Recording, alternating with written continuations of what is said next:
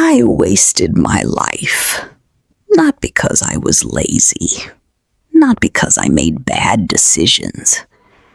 I wasted it because I was living for everyone else. My parents, my partner, my children, even people who did not care about me.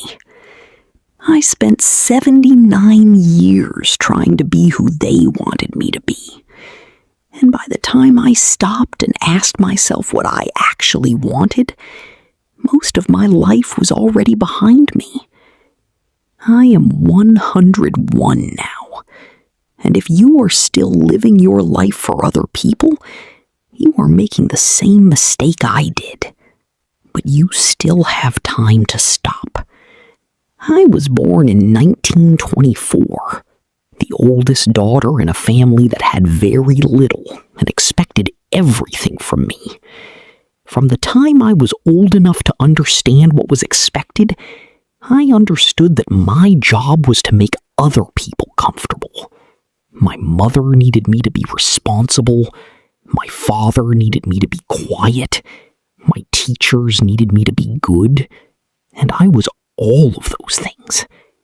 I was so good at being what everyone needed that I never once stopped to ask what I needed. I thought that was just what life was. I thought that was what it meant to be a good person, to put yourself last, to shrink yourself down so that everyone around you had more room. I did that for nearly 8 decades, and I want to tell you what it cost me. It cost me my voice. By the time I was in my 40s, I had forgotten what my own opinion even sounded like. My husband made the decisions. My children made the demands. My church told me what to believe. My neighbors watched what I wore and where I went, and I let all of them shape me into something that had very little to do with who I actually was. I remember sitting at my own kitchen table one evening when I was about 55 years old, and my daughter asked me what I wanted for my birthday. And I sat there completely silent for a long time because I genuinely did not know. I had spent so many years wanting things for other people that I had lost the ability to want something for myself. That was the moment I should have changed. I did not change. I kept going for another 24 years. The thing nobody tells you about living for other people is that they never ask you to stop. They never look at you and say, "That is enough. Now live for yourself." They just keep taking because you keep giving, and the system works perfectly for everyone except you. My husband never once told me to rest. My children never once told me my needs mattered too. Not because they were cool. They were not cool. They were just living the life I had trained them to expect. I had taught them through 40 years of behavior that my job was to serve and theirs was to receive. And they learned that lesson perfectly. That was not their fault. That was mine. I was 79 years old when my husband passed, and I sat in that house alone for the first time in my adult life, and something very strange happened. The silence did not feel like loss. It felt like space. For the first time in decades, there was no one to cook for on a schedule, no one whose mood I had to manage, no one whose needs came before me the moment I opened my eyes in the morning. And I remember thinking, this is what I have been missing. Not the absence of him, but the presence of myself.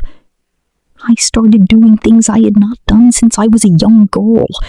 I started reading books I chose myself. I started eating what I wanted for breakfast instead of what he preferred. I started going to bed when I was tired instead of when the house was finished. Small things, embarrassingly small things, but they were mine, and they felt like water after a very long drought. I am not telling you to stop loving the people in your life. I am not telling you that your family does not matter or that your responsibilities are not real. What I am telling you is this. There is a difference between loving people and disappearing for them. There is a difference between being generous and being consumed. You can be a good mother, a good partner, a good daughter, a good friend, and still have a self that belongs entirely to you. I did not know that for 79 years. I thought having a self was selfish.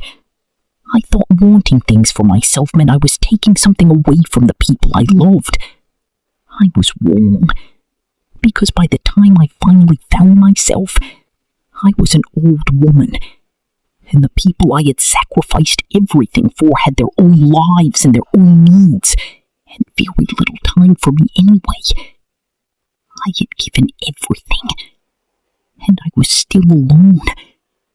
The difference was, I had spent 79 years being alone in a crowd, and now I was finally alone with someone I was just beginning to know. Myself. If you are in your 30s or 40s or 50s, and you are reading this feeling like something in you is slowly disappearing, I need you to hear me. That feeling is not nothing. That feeling is you telling yourself the truth. You are allowed to take up space. You are allowed to have opinions that inconvenience people. You are allowed to say no without apologizing for 3 days afterward. You are allowed to want things that have nothing to do with anyone else. Not someday. Not when the children are grown. Not when things settle down. Now. You are allowed now. I waited until I was 79. Do not wait that long. I promise you, whatever you think you will lose by choosing yourself, you have already been losing it slowly for years by not doing so. The only question is whether you are going to notice before it is too late or after. I am 101 years old.